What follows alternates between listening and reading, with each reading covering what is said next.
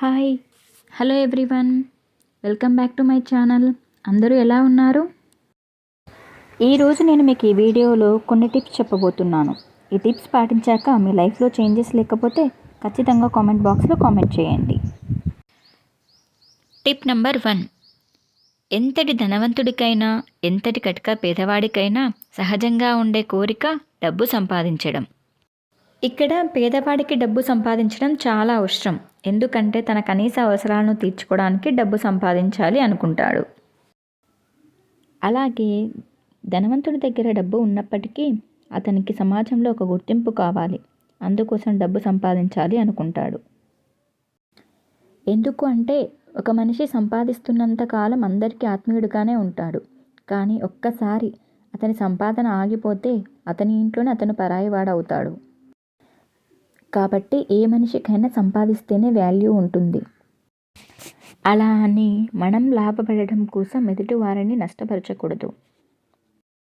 Next, ప్రజలు ఎప్పుడు కూడా మన వెనుక మాట్లాడే మాటలు ఓన్లీ 3 రీజన్స్ గురించి. ఆ 3 కారణాలు ఏంటో ఇప్పుడు మనం చూద్దాం. First one, when they can't reach your level. Second one, when they don't have what you have. Next third one, when they try to copy your lifestyle but can't. ఇప్పుడు మనం first దాని గురించి మాట్లాడుకుందాం. when they can't reach your level. ఎప్పుడైతే ప్రజలు మన లెవెల్ని reach అవ్వలేరో అప్పుడు వాళ్ళు మన గురించి మాట్లాడుకుంటారు. అది ఎలా అంటే, ఇప్పుడు మీరు ఉన్న జాబ్లో మంచి పొజిషన్లో ఉన్నారు, లేదా మీకు ప్రమోషన్ వచ్చిందనుకోండి, నీ పక్క వారికి అది నచ్చదు.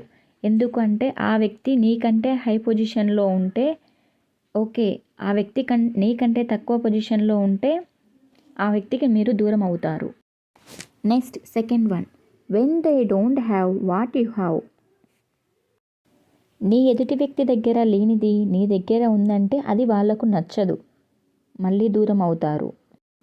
ఎగ్జాంపుల్, నీ దగ్గర ఏదైనా విలువైన వస్తువు ఉండి అది నీ ఎదుటి వాళ్ళ దగ్గర లేకపోతే అది వాళ్లకు నచ్చదు. ఎందుకంటే ఇక్కడ ప్రతి వ్యక్తి తన ఎదుటి వాళ్ళ కంటే గొప్పగా ఉండాలి అనుకుంటాడు. కాబట్టి నీ దగ్గర ఉన్న విలువైన వస్తువు అతను సంపాదించేంత వరకు అతను నీకు దూరంగా ఉంటాడు. Next point, when they try to copy your life style but can't.